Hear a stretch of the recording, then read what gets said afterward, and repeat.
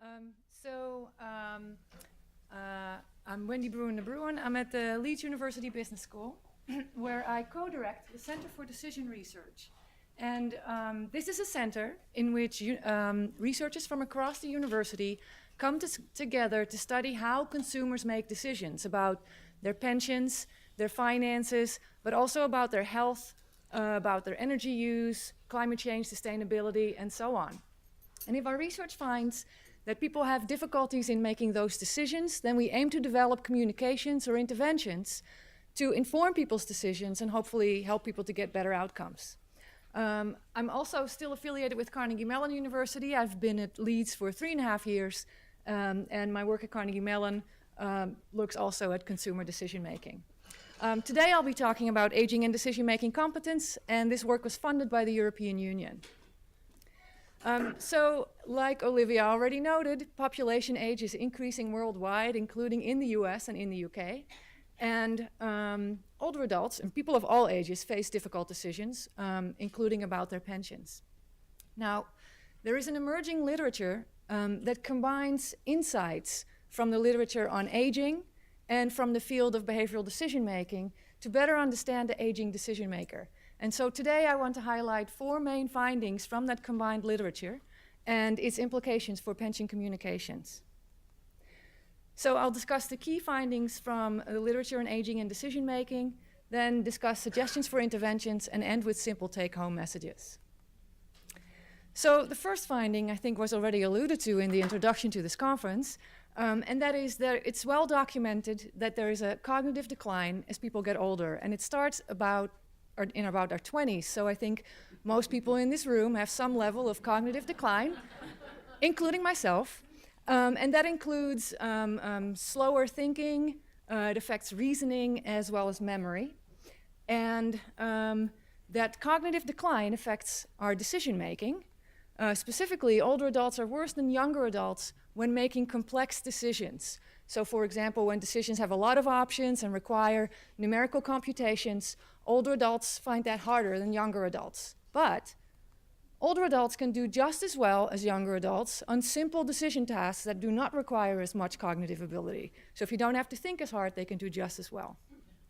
Now, research on aging has traditionally been focusing on this cognitive decline, and research on decision-making traditionally saw decision-making as a cognitive exercise. But I have good news for the aging decision maker, and that is both research on aging and research on decision-making are now recognizing that there are also things that improve with age, and those things are relevant to decision-making. So here is the first piece of good news, and that is as we get older, we have more knowledge and experience. So on this slide, you see a cognitive skill that increases with age, and that is vocabulary knowledge. Older adults have more vocabulary knowledge because they have more experience in using a language, and they've learned more words. So in other domains, we also have more experience as we get older, including in decision making.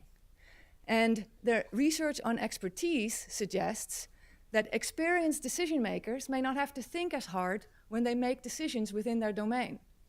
So that means that if we have experience in a particular domain, then cognitive decline may not affect us as much because we can rely on experience instead of having to think that thoroughly and deeply about a decision because we already know what to do. Another thing that changes with age is motivation. So as people get older, they increasingly recognize that life is too short to spend time on tedious tasks. And on this slide, I know it's not very readable, but on this slide, I copied a table from a pension website. It doesn't matter which one. It shows a lot of options with a lot of different attributes and a lot of numbers, which most people find tedious. So older adults may not want to look at this as much as younger adults might. Moreover, older adults have cognitive decline, which affects their numeracy or number ability, so they dislike numbers, because who likes to do things that they're not good at, right? Now, the good news is that older adults will put effort into difficult tasks if they find the task relevant. So they can perform just as well on decisions if they are presented in a relevant context. So that's, of course, an important message for communicators. We need to present information that is so that it's relevant to people. A fourth thing that changes with age is emotion regulation. So older adults report better emotional well-being than younger adults, and it's thought that one of the reasons for that is that older adults cope better with stressors and adverse life events than younger adults do. So as an extreme example, when a loved one dies, which is a very adverse life event, older adults tend to focus on the positive and think about how lucky they were that they knew this loved one, and they savor the positive experiences that they've had. Younger adults, on the other hand, tend to dwell on their regrets that they didn't spend more times with the loved one. And so the positive emotion focus of older adults contributes to their more positive emotional well-being. Older adults also tend to focus more on positive information than on negative information when they are presented with communications. So their emotion goals affect their decision-making. So what does that mean for the development of communications and interventions? So if you're worried about older adults' cognitive decline, then you may want to present them with cognitive skills training. And that has been found to be effective, although I should note that if older adults are not motivated to work on what they might find tedious tasks, then maybe cognitive skills training may not always be liked by everyone, right? Who wants to work on something that they're not good at? Another strategy for targeting cognitive decline is to provide decision aids, such as retirement calculators, which help people to make decisions without having to rely that much on their cognitive ability. A second strategy is to build on older adults' increased experience. So to provide, for example, examples that are familiar to them so that they can rely on their experience when making their decisions. A third thing to note is that older adults have improved motivation to look at simple tasks. So we should simplify decisions so that they want to look at those decisions, right? One way to simplify decisions is to reduce choice sets. If you present older adults with fewer options, they tend to be more motivated to make the decision and to actually, they're more likely to make the decision. And they're also better at selecting the best option in choice sets where there is clearly a best option. And this strategy actually works well for younger adults too. Furthermore, to improve motivation among older adults, it's important to present information in a personally relevant context. And to build on older adults' positive emotion focus, it might be important to frame information positively. So for example, to highlight the positive effects of retirement savings rather than the negative effects of not saving for retirement. Now generally, there's some issues around developing communications that I want to highlight. And that is, I found that in many domains, communications are disseminated to their intended audiences without being tested for effectiveness. So communicators are not always so sure that or maybe they may be sure, but they don't have evidence, that their communications are effective in terms of informing people's decisions.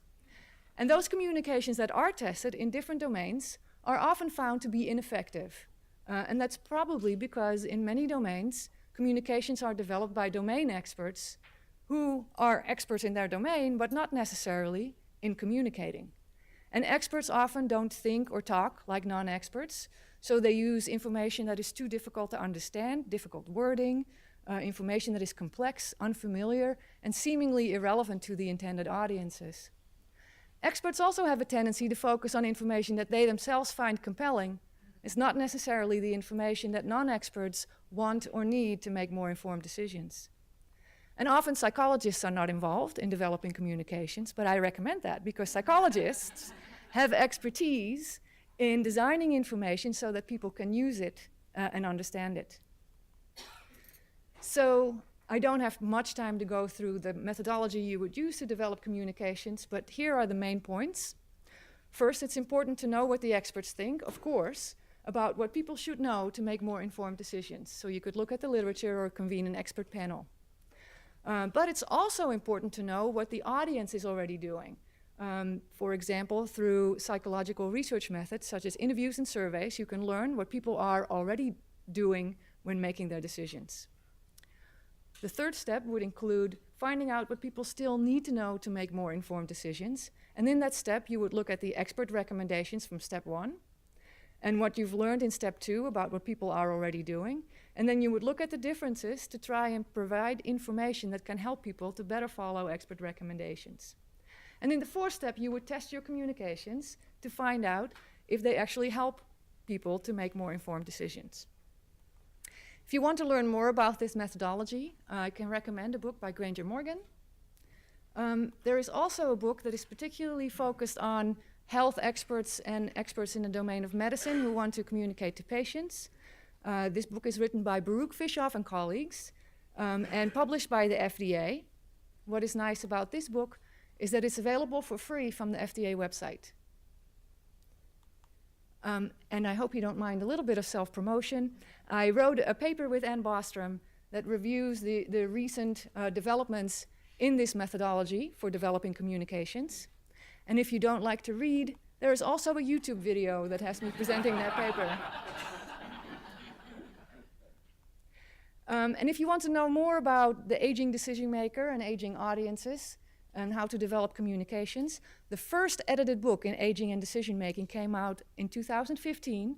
It was edited by my co-author and friend Janelle Stroh, as well as Thomas Hess and Corinna Lockenhoff. So, some simple take-home messages. So what I've highlighted is that older adults face cognitive decline, but older adults also have more experience, different motivation, and an increased focus on maintaining positive emotions. So when designing communications, it's important to keep in mind audience's strengths and weaknesses. So when developing communications to inform the decisions of older adults, it's important to keep in mind that they have cognitive decline, but also more experience, different motivation, and a positive emotion focus. If that's too complex to remember, I want to highlight it's important to know your audience, to test your messages before disseminating them, and psychologists can help. Psychologists have training in the methodologies that you need to understand your audience and to test messages before disseminating them. So in the Center for Decision Research at the University of Leeds, we have a lot of projects where we try to inform consumer decisions. These are the ones focused on aging, including one on understanding and improving older adults' decision-making competence, one on understanding age differences in patients' preferences for health information, and one on helping older adults in financial distress that is led by Cecilia Leubel, who is sitting in the room. So please talk to her later. And thank you very much for your attention.